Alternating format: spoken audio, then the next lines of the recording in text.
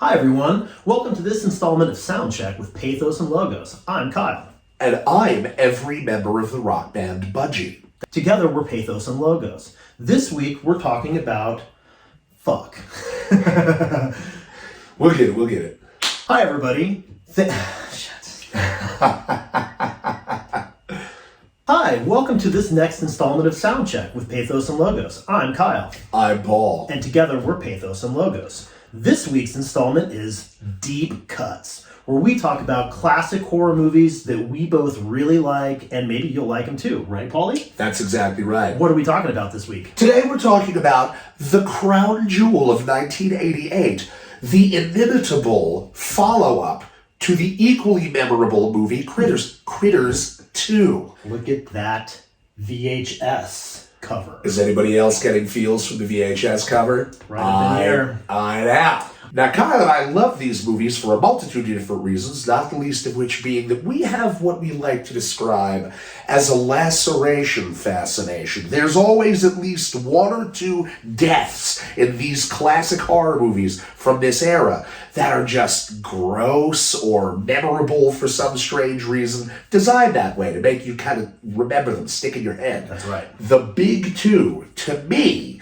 from Critters 2 are when the giant Indiana Jones ball of critters, like mouths flapping literally on the cover, like rolls over a dude who's trying to run away from it. And then by the time it rolls off, he's nothing but bones.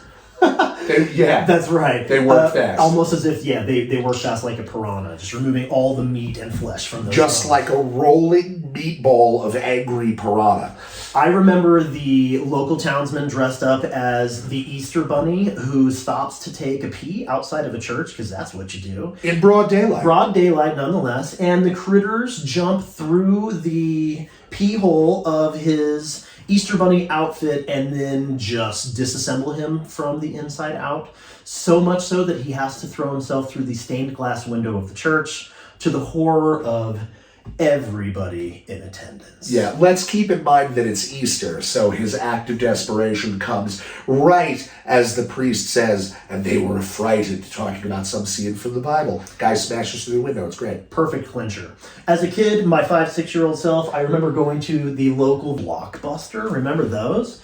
And seeing this, not knowing anything about it, other than I had to find out what this was all about.